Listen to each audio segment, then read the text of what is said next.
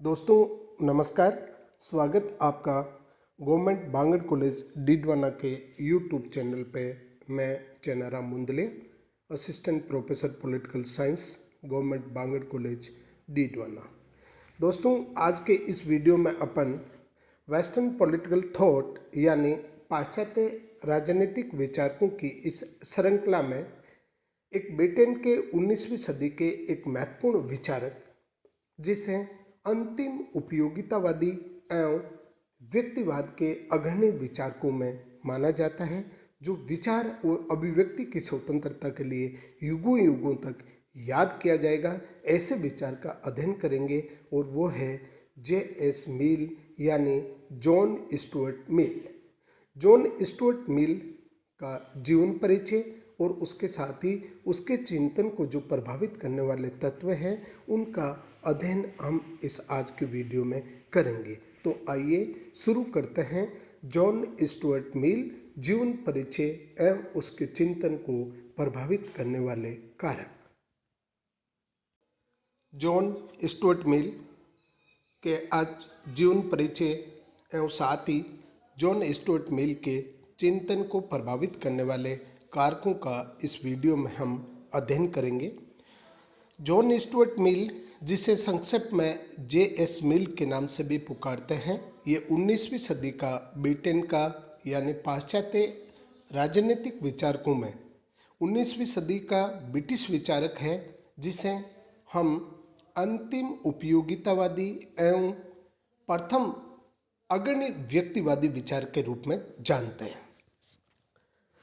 उसने उपयोगितावादी दर्शन को एक नवीन दिशा प्रदान की, क्योंकि John Stuart Mill Jeremy Bentham का एक महान शिष्य था। उसके विचारों में उपयोगितावाद, व्यक्तिवाद और उदारवाद का अपूर्व सामंजस्य मिलता है। यानी जॉन स्टुअर्ट मिल ने बेंथम के उपयोगितावाद को, जो कि निरा भौतिकवाद के नाम से पुकारा जाता था, उसमें कुछ ऐसा नैतिकता का पुट किया, उसकी आलोचना को रोकने के लिए कुछ ऐसे संशोधन किए जिससे व्यक्तिवाद उदारवाद का अपूर्व सामंजस्य हो गया और साथ ही उसके उपयोगितावाद में नैतिकता का पुष्ट किया। जीवन की प्रारंभिक अवस्था में आर्थिक मामलों में आंशिक अनुदार दृष्टि अपनाते हुए भी मिल आयु वर्दी के साथ समाजवादी धारा की ओर मुड़ने लगा। यानी शुरू के अंदर जॉन स्टुअर्ट मिल जो है वो ट्रेडिशनल उदारवाद का प्रबल समर्थक था, लेकिन बाद में धीरे धीरे वो समाजवादी धारा की ओर जब मुड़ने लगा तो वही जॉन स्टुअर्ट मिल आपके मॉडर्न उदारवाद की ओर अग्रसित हुआ। स्वतंत्रता के लिए जो बेचैनी उसके हृदय में थी और उसके ग्रंथों में साकार हुई, वह शताब्दियों तक पाठकों को अपनी ओर आकृष्ट करती रहेगी। विचार और अभिव्यक्ति की पूर्ण स्वतंत्रता का उसने जो गौरवपूर्ण समर्थन किया, वह राजनीतिक चिंतन के क्षेत्र में अधिकारपूर्ण वाणी मानी जाती है और मिल्टन तथा जेफरसन की श्रेणी में उसको स्थान मिलता है। अर्थात विचार अभिव्यक्ति की स्वतंत्रता के लिए जिस प्रकार का प्रबल समर्थन जॉन स्टुअर्ट मिल ने किया, उससे पहले मिल्टन और जेफरसन जैसे अग्रणी विचारकों ने भी मानवीय स्वतंत्रता की अवधारणा का प्रतिपादन किया। उनकी श्रेणी में मिल को स्थान मिलता है। राष्ट्रवाद का जो समर्थन मिल ने किया, उसने एशिया वासियों के हृदय के ऊपर अमिट छाप छोड़ी।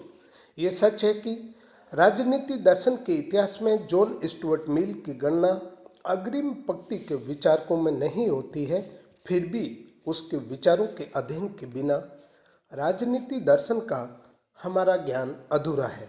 चाहे विद्वानों की आकाश गंगा में मिल का नाम हाशिए पर आता हो, लेकिन उसकी विख्यात कृति ऑन लिबर्टी, स्वतंत्रता पर निबंध में उसने उसको विश्व के स्वतंत्रता समर्थक करोड़ों लोगों के हृदय का सम्राट बना दिया। वेबर के अनुसार विचार एवं अभिव्यक्ति की स्वतंत्रता पर लिखे गए इस अद्वितीय एवं ओजस्वी निबंध ने जॉन स्टुअर्ट मिल को दुनिया के लोकतंत्र समर्थकों के बीच सम्मानीय स्थान प्रदान किया। राजनीति दर्शन के इतिहास में जॉन स्टुअर्ट मिल के स्थान के बारे में परस्पर विरोधी विचार मिलते हैं। उसने एक और महान दार्शनिक, स्वतंत्रता का पुजारी, व्यक्तिवादी चिंतन का सिरमौर, महान न्यायविद एवं अर्थशास्त्री कहकर पुकारा गया है। वहीं दूसरी ओर उसे प्रतिक्रियावादी, बुजुर्गवा तथा लंगड़ा समाजवादी कहकर उसकी आलोचना की जाती है। एक आलोचक ने तो यहाँ तक कह डाला कि उसने उदारवाद और समाजवाद के मखमली वस्त्रों में जो विचार प्रस्तुत किए वे नगण्य पूंजीवाद विचार थे। ये सत्य है कि उसके विचारों में बहुत से परस्पर विरोधी तत्व पाए जाते हैं, किंतु उसके बावजूद आधुनिक विश्व पर मिल का अमिट छाप दिखाई देती है। ब्राउले के शब्दों में, और यदि लेखकों की योग्यता का निर्णय इस बात से होता है कि उनका नीति पर क्या प्रभाव पड़ा है, तो मिल का स्थान निश्चित रूप से ऊंचा है। एक न्यायशास्त्री, अर्थशास्त्री तथा राजनीतिक दार्शनिक के रूप में उसने अपने युग में एक अवतार समझा जाता है। जॉन स्टुअर्ट मिल का जीवन परिचय। जॉन स्टुअर्ट मिल उपयोगितावाद का अंतिम समर्थक और व्यक्तिवाद के अग्रणी समर्थकों में से एक था। उसका जन्म लंदन में 20 मई 1806 को हुआ था। उसके पिता जेम्स मिल एक प्रसिद्ध इतिहासकार एवं उपयोगितावादी विचारक थे। अपने बच्चों की शिक्षा के बारे में उनके विचार कुछ विलक्षण ही थे। उनका कहना था कि स्कूल में बच्चों की पढ़ाई ठीक तरह नहीं हो सकती। यदि बच्चों को प्रतिभावान बनाना है तो उसे अपने ढंग से घर पर ही पढ़ाया जाए। जॉन को उसके पिता घर पर ही कठोर किंतु शुष्क वातावरण में पढ़ाया करते थे। इसका परिणाम ये हुआ कि 3 वर्ष की अवस्था में ही उसने ग्रीक भाषा की शिक्षा दी। 8 वर्ष की आयु में उसने गणित, अंग्रेजी की उच्च शिक्षा मिलने लगी। बचपन में जब खेलने कूदने के दिन होते हैं तो मिल ने प्लेटो, हेरोडोटस, जेनोफन और ल्यूसियन का अध्ययन पूरा कर लिया था। साथ ही साथ उसने लैटिन भाषा भी सीख ली। जॉन के पिता अपने पुत्र को एक तेजस्वी विद्वान बनाना चाहते थे। वे बार बार 8 वर्ष के मिल के हाथों में प्लेटो के संवाद थमा देते थे। कभी रिपब्लिक, कभी लॉज, कभी अरस्तु की लॉजिक उसके हाथों में देकर कहते, इन्हें पढ़ो। 8 वर्ष के जॉन को प्लेटो के संवादों के बहुत से अंश याद हो गए थे। उसने तर्कशास्त्र, राजनीति, मनोविज्ञान, रसायन विज्ञान और अर्थशास्त्र का गहरा अध्ययन किया। एकांत प्रिय मिल अध्ययन में इस तरह निमग्न रहता कि यदि कोई उससे मिलने आता तो वह उसे या तो अपना शत्रु समझता या अपरिचित। सरस्वती की इस कठोर आराधना का मिल को मूल्य चुकाना पड़ा और वह युवावस्था में ही बूढ़ा होने लगा। वह एक अजीब थकावट, उदासी और मानसिक तनाव का शिकार होने लगा। उसका मन बहलाने के लिए उसके पिता ने उसे फ्रांस भेज दिया, जहां वह जेरेमी बेंथम के भाई सर सैमुअल बेंथम के पास रहा। फ्रांस में मिल नदियों के किनारे, सागरों के तटों और पहाड़ों की वादियों में घूमता रहा। पहली बार उसने जीवन की प्राकृतिक सौंदर्य की छटा को निहारा। उसे वनस्पति शास्त्र और प्राणी शास्त्र के अध्ययन में दिलचस्पी पैदा होने लगी।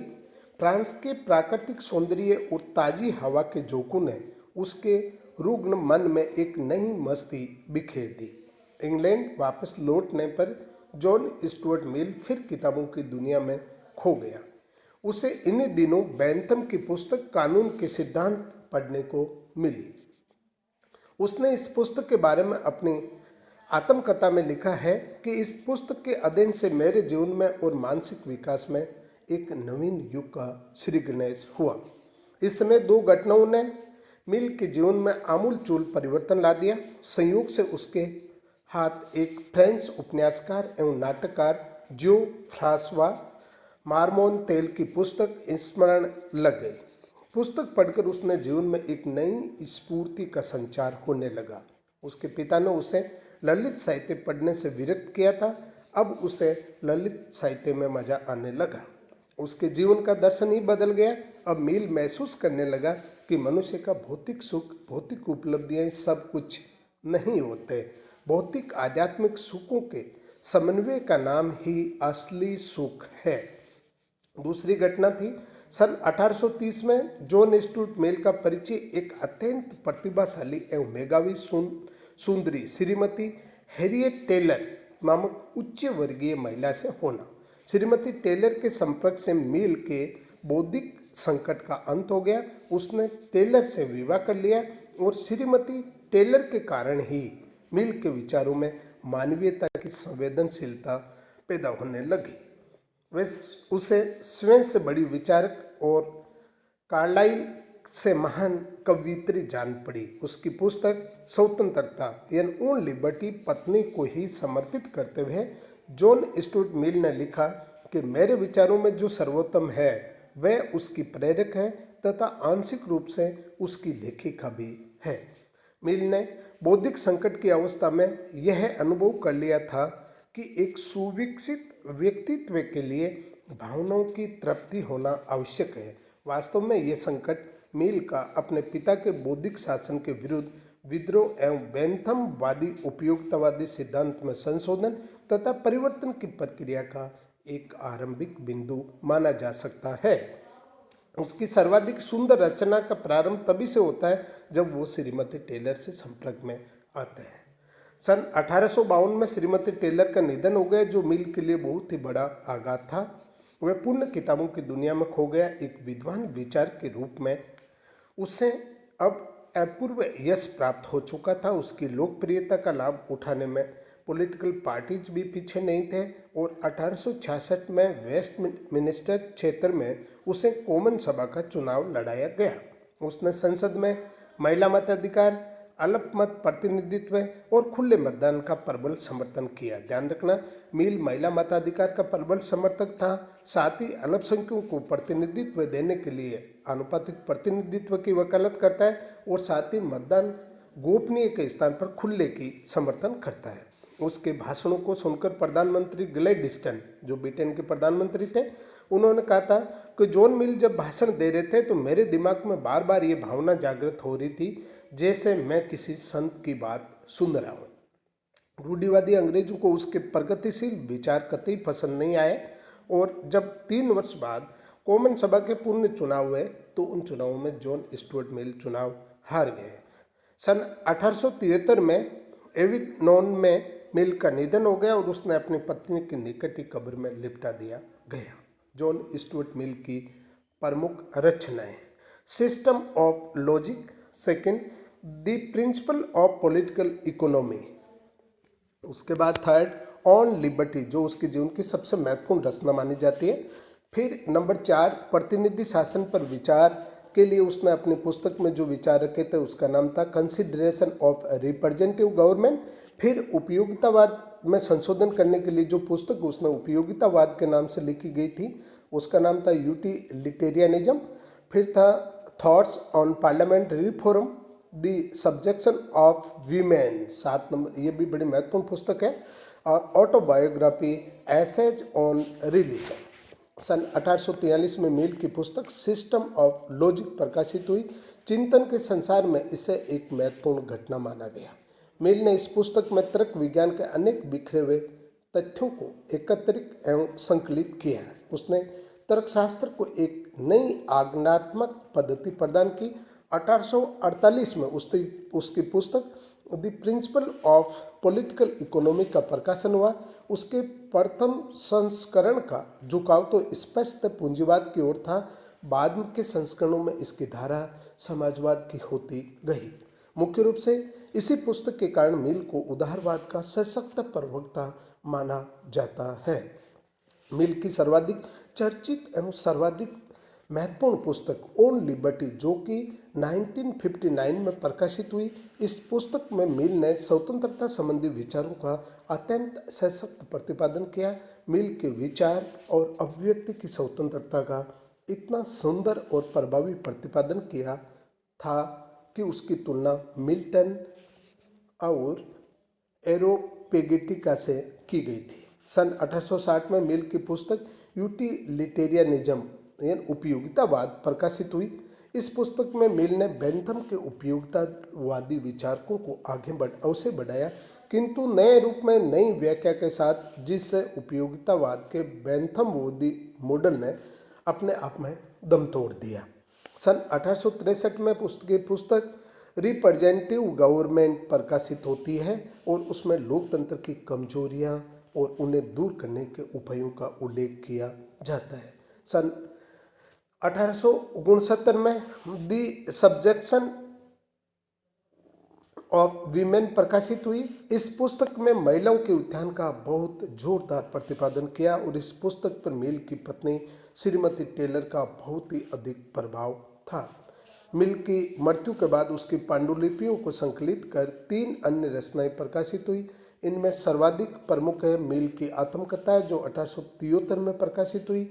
मिल की आत्मकथा वस्तुतः तो उसके जीवन की कहानी के बजाय उसके चिंतन की कहानी है।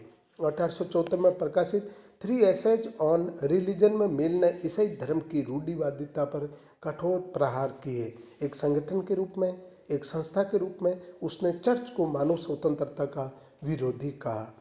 1910 में लेटर्स का प्रकाशन हुआ। इसमें मिल के पत्रों को संकलित कर 2 खंडों में प्रकाशित किया। इन पत्रों से मिल की बहुमुखी प्रतिभा और गहरी अनुभूति का आभास मिलता है। जॉन स्टुअर्ट मिल के चिंतन को प्रभावित करने वाले कारक। जॉन स्टुअर्ट मिल के चिंतन को प्रभावित करने वाले लोगों में उसके पिता जेम्स मिल, उपयोगितावादी विचारक जेरेमी बेंथम तथा उसकी पत्नी श्रीमती टेलर प्रमुख थी। एक विख्यात कवि वर्ड्सवर्थ, कोल्डिज और गेटे की भावपूर्ण रचनाओं से बहुत अधिक प्रभावित हुआ। फ्रांस के प्राकृतिक सौंदर्य और साहित्यिक वातावरण ने उसकी चिंतन धारा में एक सरसता का संचालन किया। जॉन मिल का पिता जेम्स मिल का चरित्र कठोर अहंकारपूर्ण था। उसने रागात्मक कम थी, अपने दर्द और सशक्त स्वरों से दूसरे की बात को दबा देता था। उसका कहना था कि यदि बच्चों को किसी काबिल बनाना है तो उन्हें अपने ढंग से घर पर पढ़ाया जाए। उसने जॉन को घर पर ही कठोर अनुशासन में रहकर पढ़ने की आदत डाल दी। उन्होंने उसे शेक्सपियर और कोल्डिज पढ़ने के बजाय प्लेटो के संवाद और अरस्तु का तर्कशास्त्र पढ़ने को बाध्य किया। इस नीरस रचनाओं को पढ़कर वह थक सा गया। वह उदासी और मानसिक तनाव का शिकार होने लगा और वेबर के शब्दों में उसके दृष्टिकोण के गठन पर उसके पिता सुप्रसिद्ध दार्शनिक अर्थशास्त्री इतिहासकार जेम्स मिल का, जो कि 1832 में बेंथम की मृत्यु के पश्चात बेंथमी संप्रदाय के प्रधान बने, बहुत प्रभाव पड़ा। मिल के राजनीति दर्शन की शिक्षा बेंथम से पाई। बेंथम ने उसके पिता के मित्र और गुरु थे। बेंथम के उपयोगितावादी सिद्धांत से अभिभूत होकर उसने कहा था कि मुझे उपयोगितावाद में एक धर्म, एक दर्शन, एक विश्वास मिला है। विधि शास्त्रवेत्ता जॉन ऑस्टिन और उसके भाई ने भी प्रारंभिक अवस्था में मिल के बौद्धिक जीवन को प्रभावित किया। जर्मन महाकवि गेटे के विराट शक्तिशाली जीवन दर्शन से भी जॉन स्टुअर्ट मिल का परिचय हुआ। ये परिचय विल्हेम हम्बोल्ट के माध्यम से हुआ। हम्बोल्ट एक महान पॉलिटिकल विचारक था और उसने अपने ग्रंथ लिबर्टी के प्रारंभ में मिल ने उसका नामोल्लेख नतमस्तक होकर किया। श्रीमती हैरियट टेलर के संपर्क में आने से मिल के जीवन में प्रेम और सौहार्दता की सरिता बहने लगी। सुस्तता और निरसता के बादल छंटने लगे। उसके विचारों से प्रभावित होकर ही मिल ने दी सब्जेक्शन ऑफ वीमेन पुस्तक लिखी। जब जॉन स्टुअर्ट मिल बीमार थे तो उसके रोमांटिक विचारधारा के कवि वर्ड्सवर्थ और कोल्डिज की कविताओं को पढ़ने का अवसर मिला। इन कवियों के अध्ययन से उसे सत्य की वह झांकी मिली जिसकी ओर बेंथम की दृष्टि कभी नहीं गई थी। वर्ड्सवर्थ और कोल्डिज की कविताओं से रस सागर में डूबकर जॉन को ये भान हुआ कि बेंथम का हृदय जीवन की अधिक मार्मिक वस्तुओं को स्पर्श नहीं कर सका। अपनी पहली फ्रांस यात्रा के समय उसने जीवन में प्राकृतिक सौंदर्य की छटा को निहारा। पहली बार संस्कृति प्रेमी समाज के साहित्य, कला और संगीत के प्रत्यक्ष संपर्क में आया, उसकी आत्मा के तार झंझना उठे। डेविडसन के शब्दों में, मिल के हृदय में एक नवीन मानव का आविर्भाव हुआ, जिसमें अधिक गहरी सहृदयता थी, जिसका बौद्धिक दृष्टिकोण व्यापक था। बुद्धि के साथ साथ भावनाओं की तृप्ति के महत्व का भी उसने अनुभव किया था। संक्षेप में, जॉन स्टुअर्ट मिल पर उसके पिता जेम्स मिल, उपयोगितावादी सिद्धांत के जनक जेरेमी बेंथम का सर्वाधिक प्रभाव पड़ा। जॉन ऑस्टिन से उसने कानून की शिक्षा ग्रहण की और अर्थशास्त्रियों में एडम स्मिथ, रिकार्डो और मोल्थन, जो कि ट्रेडिशनल उदारवाद के इकोनॉमिक विचारकों के रूप में जाने जाते हैं, कि इनके आर्थिक उदारवाद की व्यापक विचारधारा का भी उस पर प्रभाव पड़ा।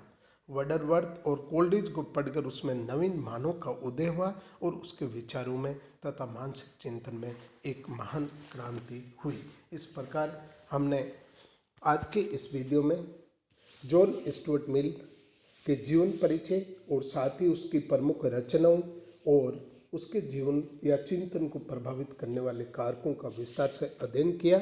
जय हिंद, जय भारत, धन्यवाद।